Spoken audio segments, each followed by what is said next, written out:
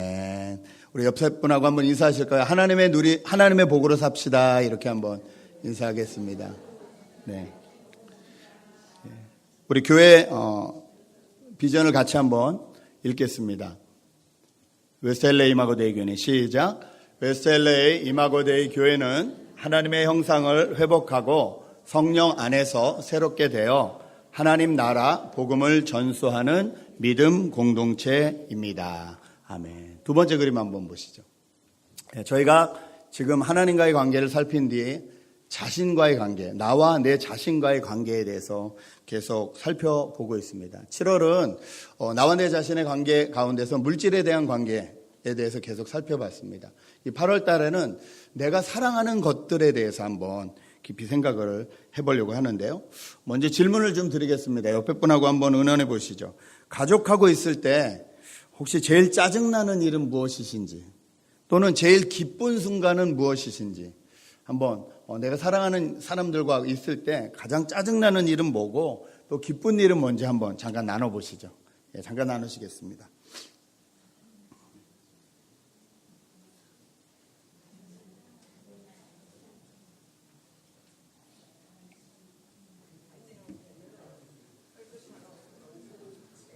네.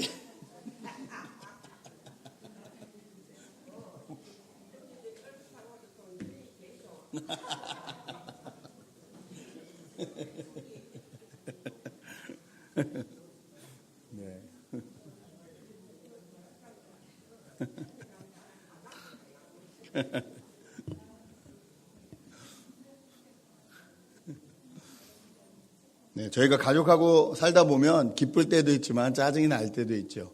오늘은 내가 사랑하는 것들 중에서 우리 가족, 내가 사랑하는 사람들에 대한 생각을 같이 좀 나누기 원합니다. 우리 권사님 손주들이 다 커가지고 월급 받아가지고 용돈 줄 때가 제일 좋으시다고 그렇게 말씀하시는데, 그것도 정말 기쁘고 즐거운 일이죠. 오늘 아브라함의 이야기, 이삭의 이야기는 저희가 너무나 잘 아는 이야기입니다. 그런데 이야기를 읽을 때마다 아마 이렇게 생각하시는 분들이 계실 겁니다. 하나님 도대체 왜 이런 어려운 시험을 하시는 걸까? 그리고 이 이야기를 읽을 때마다 우리 안에 이것이 과연 헌신과 관계가 있는 것인가? 정말로 자녀를 이렇게 바칠 정도로 헌신을 해야지 하나님이 기뻐하시는 것일까? 하나님 앞에 헌신한다는 어떤 그런 문제와 우리 인간으로서 가지고 있는 이런 한계에 대해서 저희가 좀 갈등하게 되고, 이 말씀이 무슨 말씀인지는 알겠으나 결코 쉽지 않은 말씀 같고 나하고는 전혀 적용이 되지 않는 말씀처럼 느껴질 때가 많이 있습니다. 그런데 이것을 헌신이라는 이 관점으로 바라보지 않고 가족과의 관계라는, 그리고 하나님과의 관계라는 입장으로 바라보게 되면 하나님이 아브라함에게 이렇게 말씀하신 이유를 저희가 발견하게 됩니다. 그리고 저희도 이 말씀을 통해서 하나님의 말씀을 좀 들었으면 좋겠습니다. 먼저 저희가 충분히 알 수 있는 것은 아브라함이 하나님을 사랑하고 하나님 앞에 충성된 사람이었다는 거죠. 창세기 12장에서 불림받기 시작해서 본토 아비 친척을 떠나 내가 지시하는 땅으로 가라 했을 때 목숨을 걸고 그 땅으로 옮겨갈 수 있는 순종의 사람이었지요. 자리를 잡고 새로운 땅에서 새로운 재산을 불리고 할 수 있을 때에도 자기가 이 삼촌이라는 이 지위를 사용해서 얼마든지 자기의 이익을 누릴 수 있었으나 조카에게 먼저 좋은 땅을 고를 수 있는 선택을 줌으로 인해서 사람을 의지하지 않고 하나님을 의지하는 사람이었음을 보여주었습니다. 물론 아브라함이 실수도 많았죠. 여정 가운데 여러 가지 실수도 많았지만 전체적으로 살펴보면 아브라함 참 괜찮은 사람, 아주 훌륭한 사람이라고 말할 수 있는 부분이 많이 있습니다. 그런데 하나님이 이 마지막 아브라함의 이야기가 나오는 이 마지막 장에 가서 이렇게 어려운 말씀을 하십니다. 내 아들을 제물로 바쳐라. 왜 하나님은 여기까지 이렇게 하시는 것일까? 여러분, 왜 그렇다고 생각하십니까? 그 이유는 하나님이 아브라함을 사랑하시기 때문입니다. 그래서 오늘 2절에 이렇게 말씀하십니다. 하나님이 말씀하셨다. 너의 아들 내가 사랑하는 외아들 이삭을 데리고 모리아 땅으로 가거라. 내가 너에게 알려주는 산에서 그를 번제물로 바쳐라. 저희가 이 문장을 읽으면 저희 안에 가장 크게 다가오는 단어는 그를 번제물로 바쳐라 일 겁니다. 그런데 하나님은 거기에 포인트가 있지 않으세요. 반복해서 사용하는 단어의 포인트가 있으세요. 뭡니까? 너의 아들, 네가 사랑하는 외아들. 이삭을 그냥 이삭을 이렇게 부르지 않으시고 너의 아들, 네가 사랑하는 외아들 이렇게 아브라함에게 2번이나 상기시키십니다. 무슨 뜻일까요? 아브라함이 얼마나 이삭을 사랑하는지 하나님 너무 잘 아신 거죠. 그런데 그 사랑이 어느 정도였냐면 하나님이 주신 그 이삭임을 잃어버릴 정도로 내 아들, 내 외아들이 되어버린 거죠. 하나님이 주신 아들인데 그것을 잊어버릴 정도로 내 아들, 내 하나밖에 없는 내 목숨보다 귀한 그 무엇과도 바꿀 수 없는 그 아들의 자리에 그만 아브라함 마음 가운데 이삭이 거기까지 올라가 버렸다는 것을 하나님 너무 잘 아셨습니다. 그래서 아브라함에게 뭐라고 하시냐면요. 그 아들을 나에게 바쳐라. 아브라함 똑똑한 사람입니다. 이 말씀이 무슨 말씀인지 알아들었습니다. 그래서 고민하기 시작했습니다. 우리가 사랑하는 대상이 그 대상이 있어야 될 자리를 넘어서서 우리 안에서 소망이 되고 꿈이 되는 순간 그 사람 자체가 우상이 되어버립니다. 그리고 관계는 나빠집니다. 우리가 사랑하는 자녀들이 내 소망이고 내 미래고 내 꿈이 되는 순간 그 아이와 내 관계가 더 좋아질 것 같은데 그러지 않습니다. 내가 의지하고 있는 내 부모님이 혹은 그 누구라도 할지라도 그것이 소망이 되고 꿈이 되는 순간 원래 있어야 될 자리를 벗어나게 된다. 그리고 원래 있어야 될 자리에서 벗어나기 시작하면 관계는 반드시 나빠집니다.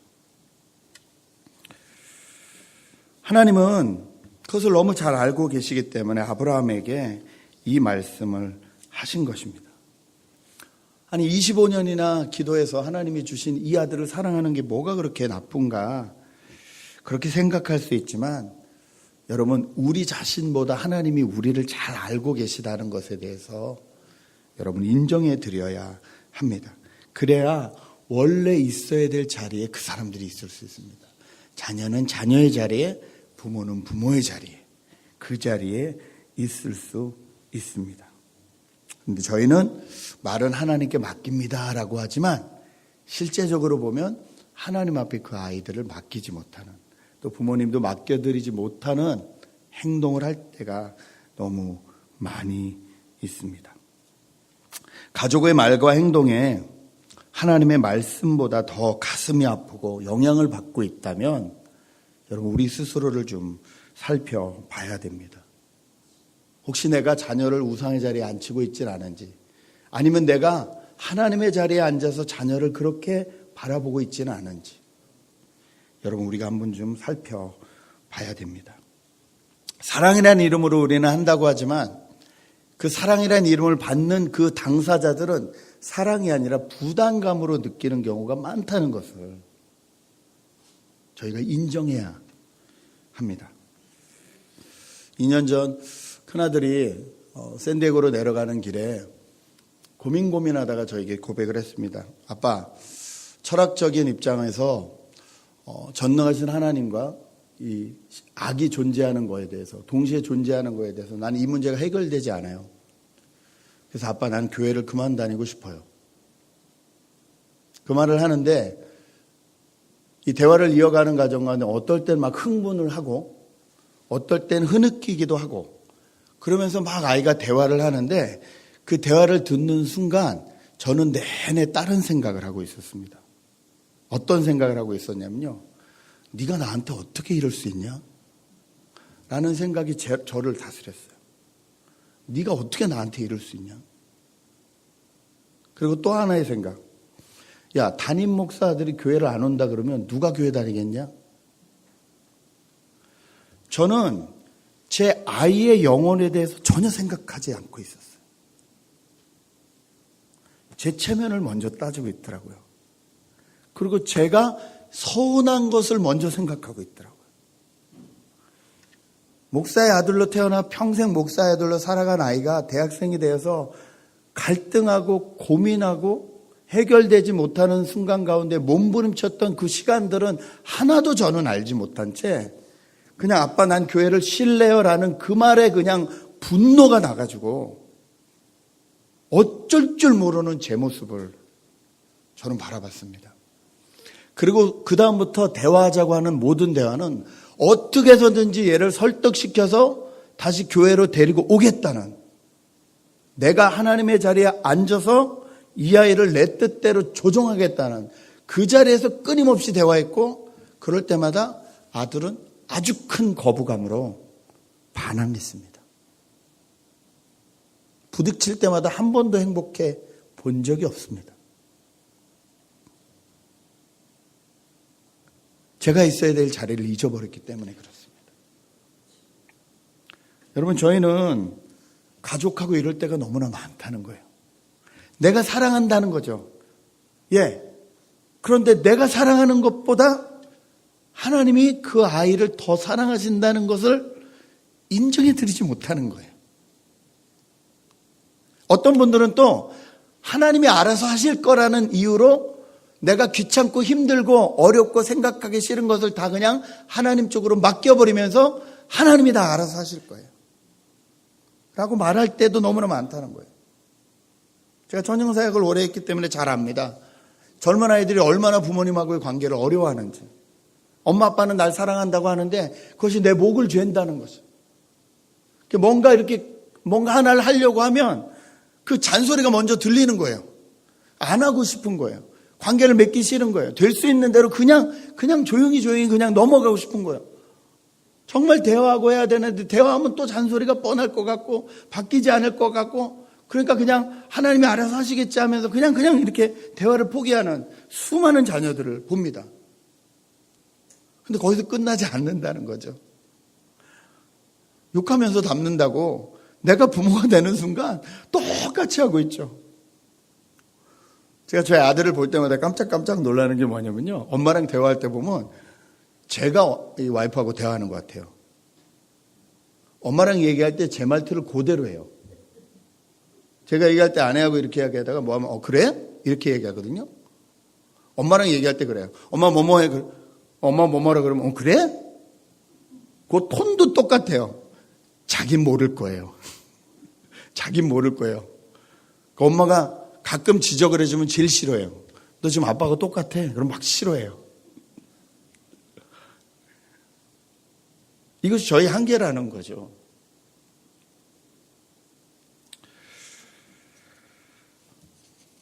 여전히 자기중심적인 자기들, 저희들. 하나님은 이런 우리 안에 있는 이삭을 알고 계십니다.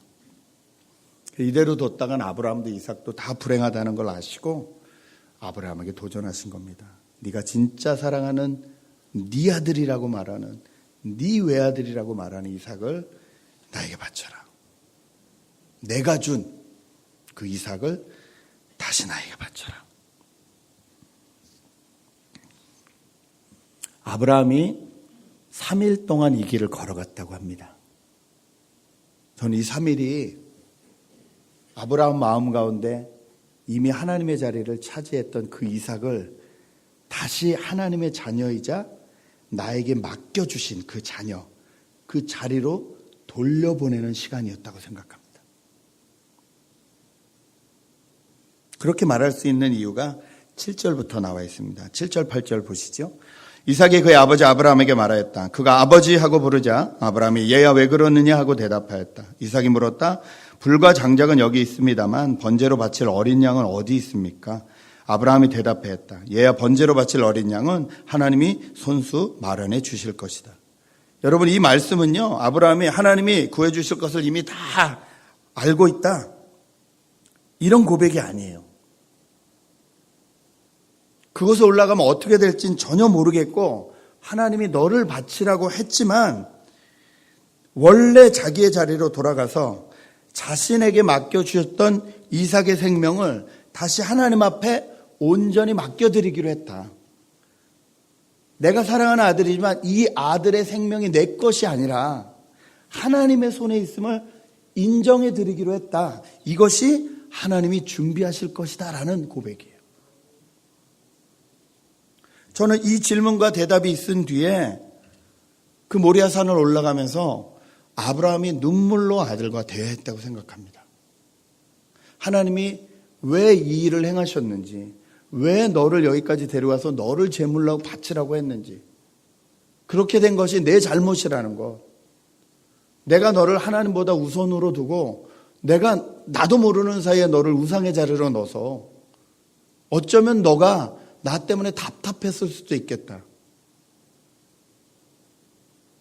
어쩌면 네가 정말로 힘들었을 수도 있겠다. 나는 내 자녀의 자리, 부모의 자리에서, 내 자리에서 하나님이 맡겨주신 자리에서 최선을 다해야 되는 건데 내가 어떨 때는 하나님의 자리에 앉고 어떨 땐 너를 하나님의 자리에 앉혀서 이런 결과를 가져오고 말았다. 아브라함이 분명히 눈물로 회개하며 이삭과 얘기했을 거라고 저는 생각합니다. 감사한 것은 그 아들이 그것을 알아주었다는 것입니다. 이것을 보면 이삭도 분명히 하나님과 개인적인 관계가 이미 이루어져 있었다는 것을 의미합니다. 그러지 않고서야 100살 넘은 할아버지, 아버지가 망령된 짓을 하는데 10대 티네이저 힘 좋은 애가 그냥 제물로 묶어주세요라고 있을 리가 없습니다. 충분히 이해가 됐고 이삭도 자기의 생명, 자기가 어떻게 태어났는지 알잖아요. 25년 동안 부모님이 기도해서 태어난 아들, 하나님이 주신 귀한 아들이라는 걸 알잖아요. 그러면서 아버지랑 같이 살아가면서 하나님을 예배하는 모습, 모든 모습들을 통해서 하나님을 경험했을 거잖아요. 그 하나님 앞에 이삭도 다시 한번 고백하는 거예요. 내 생명이 하나님 것이 맞습니다. 이것이 해결됐기 때문에 하나님을 중심으로 이 어지러웠던 관계, 잘못된 자리들이 다시 제자리를 찾고 해결되었기 때문에 이삭도 제단 자리에 올라갈 수 있었던 거예요. 여러분, 로마서는 저희에게 이렇게 도전합니다.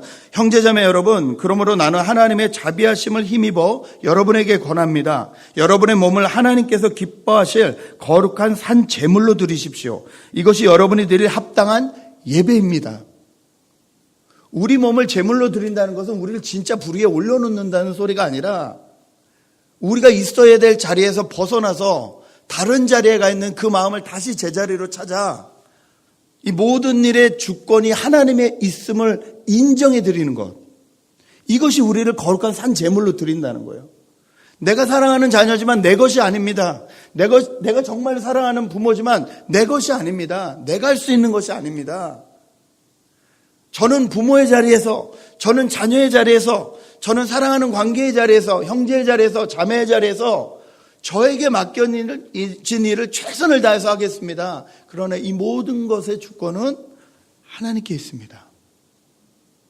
이것이 저희가 드려야 될 예배라고 로마서는 저희에게 권면하고 있습니다. 그렇게 아브라함과 이삭이 제자리를 찾으니 하나님이 일하시기 시작하시죠. 15절부터 한번 18절까지 같이 한 번 더 읽었으면 좋겠습니다. 15절입니다. 시작. 주님의 천사가 하늘에서 두 번째로 아브라함을 불러서 말하였다. 주님의 말씀이다. 내가 친히 맹세한다. 내가 이렇게 너희 아들까지, 너희 외아들까지 아끼지 않았으니 내가 반드시 너에게 큰 복을 주며 너희 자손이 크게 불어나서 하늘의 별처럼 바닷가의 모래처럼 많아지게 하겠다. 너희 자손은 원수의 성을 차지할 것이다. 내가 나에게 복종하였으니 세상 모든 민족이 내 자손의 덕을 입어서 복을 받게 될 것이다. 저는 이 말씀 읽으면요, 또 그냥 다 까먹고 복 받는다는 말씀만 자꾸 보여요. 내 자손이 복 받는구나. 내 자손이 복 받는데 이 말씀만 보여요. 근데 이 말씀은 그 말씀이 아니에요. 무슨 말씀입니까? 헌신하고 복종해서 복 받게 되었다는 말씀이 아니라 하나님 외에 내가 사랑하는 그 누구도 하나님의 자리에 두지 않겠다고 결단하는 그 가정을 통해서 이 땅에서 진정으로 하나님의 축복이 계속 흘러나갈 수 있는 하나님의 축복의 통로로 사용하여 주시겠다는 말씀이에요. 내 자식 복 받는다는 말씀이 아니라 축복의 통로로 계속 사용해 주시겠다는 말씀이에요. 이미 하나님을 통해서 자기 자리를 찾은 사람들에겐 내 사랑하는 자녀, 내 사랑하는 부모, 그 누구도 위험거리가 되지 않습니다. 그래서 하나님이 또 사용하시는 거예요. 네 아들, 네 외아들이라고 다시 인정해 주시는 거예요. 이제 제자를 찾았기 때문에. 하나님과의 관계, 부모의 자리, 자녀의 자리, 이 모든 자리가 제자를 찾게 되면요, 내가 사랑하는 사람을 아무리 사랑해도 해가 되지 않습니다. 자리를 찾고 있기 때문에 그래요. 그런데 이것이 안 되면 저는 그 아이를 우상에 올려놓기도 했다가, 내가 하나님의 자리에 앉아서 아이를 마음대로 하려고도 했다가, 이러므로 인해서 관계가 깨어진다는 거죠. 참 감사한 것은 하나님이 이삭을 받지 않으셨습니다. 그렇죠? 수풀에 숨겨둔 스대양을 받으셨죠. 이걸로 끝이다 라고 생각할 수 있지만 아니요. 스대양으로 드리는 제물은 일회성입니다. 하나님은 이삭을 받지 않으신 것이 아니라 하나님은 이삭을 온전히 받으셨습니다. 수량으로 받으신 것이 아니라 아브라함의 사건이 있은 뒤에 2000년 뒤에 하나님의 아들 독생자 예수 그리스도를 대신 제물로 받으심으로 완전히 이루어주셨습니다.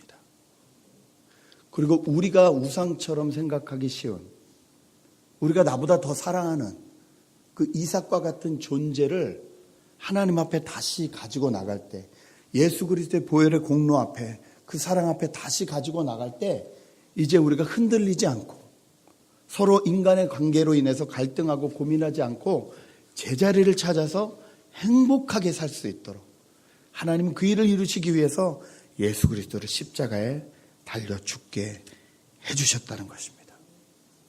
그래서 베드로전서 3장 18절은 저희에게 이렇게 말합니다. 우리 한 목소리로 한번 읽어볼까요? 같이 읽겠습니다. 시작.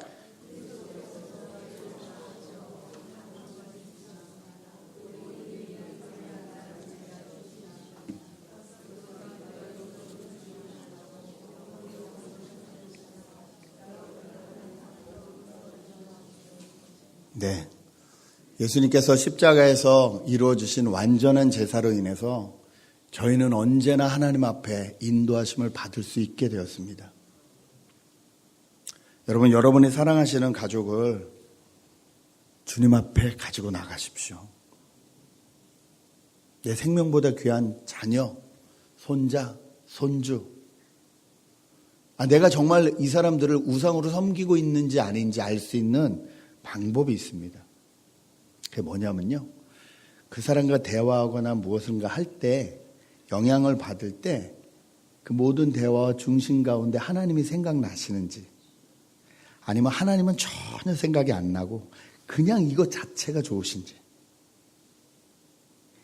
이 관계를 주신 하나님 앞에 감사가 있고 이 사랑하는 사람과의 관계 가운데 하나님이 계시는지, 하나님이 생각나고 하나님께 감사가 일어나고 서로 하나님을 통해서 더 깊어지고 있는지, 아니면 하나님의 생각은 전혀 나지 않고 그냥 이쁜 내 아들, 그냥 이쁜 내 손주, 그냥 그러고 계시는지. 부모님을 생각할 때도 그냥 하나님이 다 알아서 하십시오라고 던지는 것이 아니라 정말로 날마다 내가 그 부모님을 위해서 자녀의 자리에 앉아서 정말로 기도하고 있는지, 아니면 그냥 부담감만 가지고 하나님이 알아서 하시겠지라고 그냥 실은 하나님께 다 던져놓고 아무것도 안 하고 있는지 여러분 스스로 솔직하셔야 됩니다. 하나님 앞에 스스로 솔직하셔야 됩니다. 그리고 우리 힘으로 할 수 없음을 고백하고 우리를 위해서 이미 완전한 제사를 이루어 주신 그 예수 그리스도의 보혈 앞에 하나님 앞에 그대로 가지고 나가셔야 됩니다. 그래야 저희는 참 자유를 경험하고 참 평화를 경험할 수 있게 됩니다. 내가 사랑하는 사람들, 나와 가장 많은 관계를 맺고 나에게 가장 많은 영향을 주는 그 사람들을 놓고 정말로 하나님 앞에서 기도하시고 하나님의 이름으로 축복하시는 이 귀한 8월달이 되시길 주님의 이름으로 축복합니다. 함께 이 시간 기도했으면 좋겠는데요.